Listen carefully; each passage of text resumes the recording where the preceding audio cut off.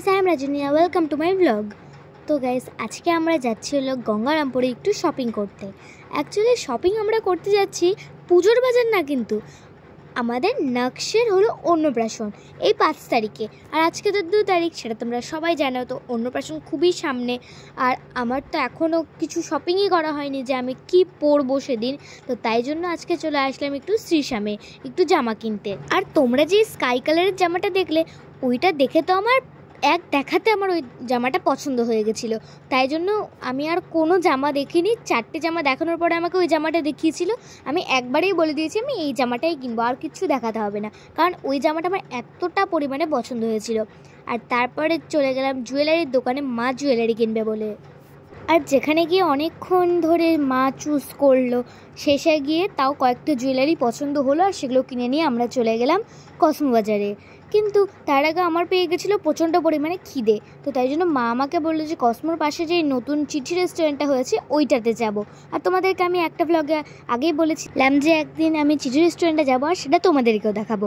তো গাইস, তোমাদের সাথে গল্প করতে করতে আমি এদিকে পৌঁছেও গেছি। আর ওখানে পৌঁছে দেখলাম কসমো বাজার অলরেডি বন্ধ করে দিয়েছে 9:30-র মধ্যে, যেটা দেখে আমরা সবাই পুরো অবাক হয়ে গেছিলাম। আর এখানে ঢুকতে এখানে খুবই সুন্দর করে সাজানো হয়েছিল এই জায়গাটা, আর দেয়ালের মধ্যে সুন্দর সুন্দর জিনিসপত্র লেখা ছিল।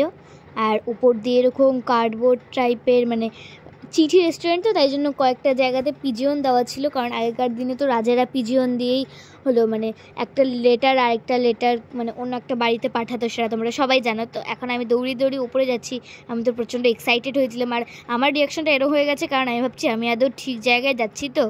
আর তারপরে অর্ধেক উঠে দেখলাম যে হ্যাঁ, ঠিক জায়গাতেই এসেছি, এখানে লেখাই আছে এটা হলো চিঠি রেস্টুরেন্ট।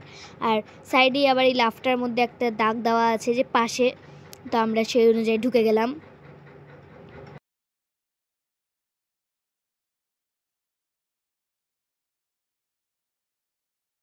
তারপরে আমরা ওখানে ঢুকে গেলাম, আর এখানে বেশ সুন্দরভাবেই সাজিয়েছিল।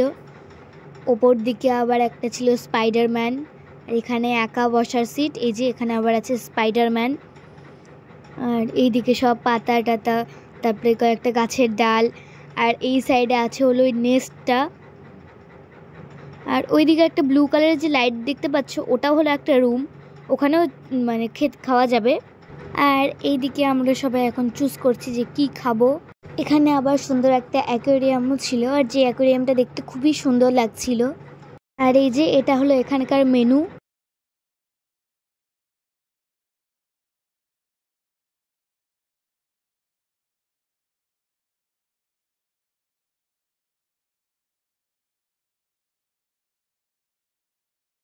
আর মেনু দেখা হয়ে যাওয়ার পরে আমরা অর্ডার করলাম পনির পকোড়া আর চিকেন পকোড়া, যেটা অর্ডার করার 10 মিনিট পরেই আমরা খাবারটা পেয়ে গেলাম, যেটা খেতে মোটামুটি ছিল, অতটাও ভালো লাগছিল না খেতে। মানে আমরা যতটা আশা করেছিলাম সেই টাইপের কিছুই ছিল না। তারপরে চলে আসলো চিকেন পকোড়া, যেটাও খেতে অতটা সুন্দর ছিল না। তারপরে খাওয়া দাওয়া কমপ্লিট হয়ে যাওয়ার পরে আমরা একটু গোটাটা ঘুরে দেখছিলাম। আর যেখানে একটা ময়ের মতো আছে, আর এখানে আবার লেখা আছে তুমি রবে নীরবে, সুন্দর ডিজাইন করেছে এখানে। আর খাওয়া দাওয়া হয়ে যাওয়ার পরে কয়েকটা ফটোশ্যুট করে নিলাম। ফটোশ্যুট কমপ্লিট হয়ে যাওয়ার পর আমরা চলে আসলাম। তো গাইস, এই ব্লগটা এইটুকুই। যদি ভালো লেগে থাকে তাহলে লাইক, কমেন্ট, সাবস্ক্রাইব করতে কেউ ভুলবে না। Bye bye.